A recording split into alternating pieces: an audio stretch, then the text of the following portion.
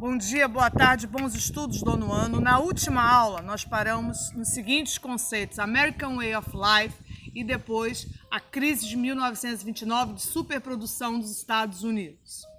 Essa crise é uma crise dominó porque todas as economias dependentes dos Estados Unidos vão quebrar junto.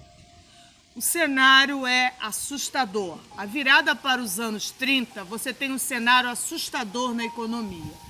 Eles elegem um grande presidente chamado Roosevelt.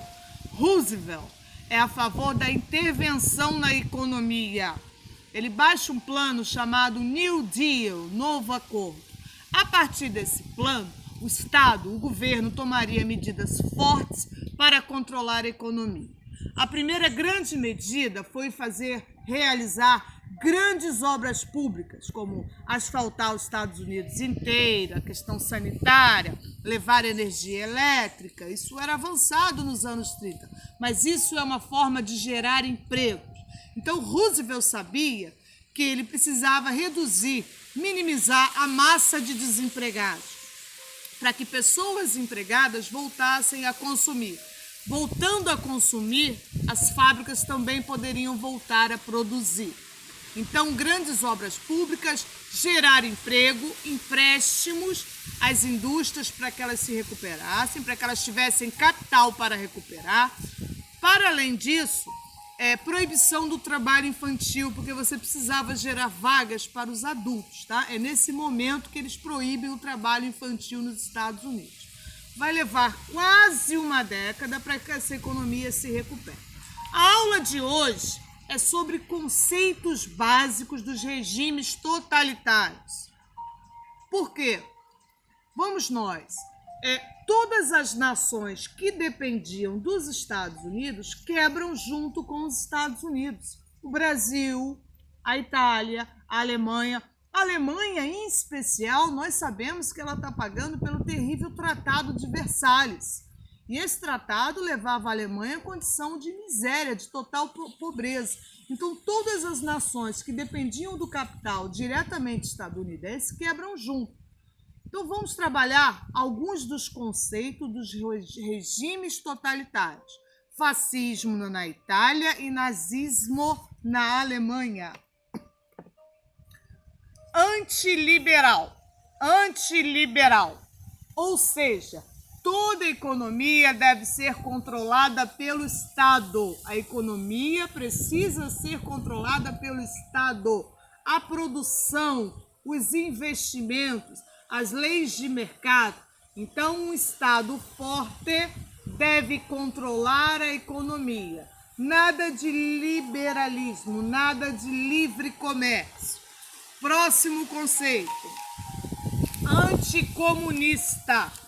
O temor que a Revolução da União Soviética ou a Revolução Russa se espalhasse pelas nações capitalistas.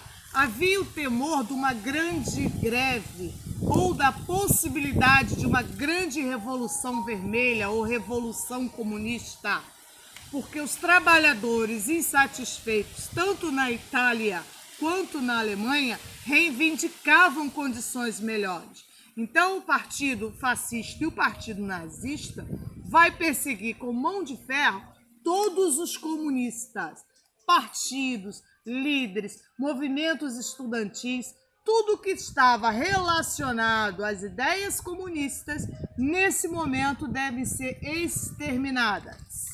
Próximo.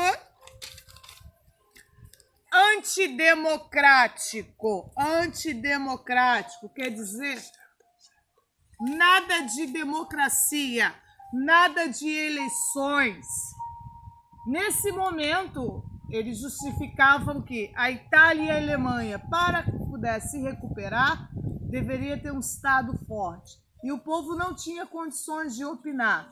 Nesse momento, nada de partidos, nada de eleições. Antidemocrático quer dizer não participação direta do povo na política. Próximo. Unipartidarismo ou partido único. Isso quer dizer que apenas o partido fascista na Itália e o partido nazista na Alemanha poderiam existir. Nenhum outro partido poderia existir. Na medida que não há democracia, você fala de um partido único. Outra grande expressão desse momento é o culto ao líder. São medidas populares. Esse líder, ele é endeusado. Ele seria o grande salvador, aquele que poderia tirar, no caso da Itália, o Mussolini da crise, no caso da Alemanha, Adolf Hitler da crise. Então, o culto ao líder, esses líderes, salve Duce, salve o nosso grande salvador, o cumprimento infeliz, Heil Hitler, né? Salve Hitler. Então, esses líderes, eles são endeusados, eles são colocados num pedestal. Um outro conceito desse momento é o militarismo. Até as escolas deveriam ser militar. Tudo era controlado por esses exércitos, por esses militares, ok?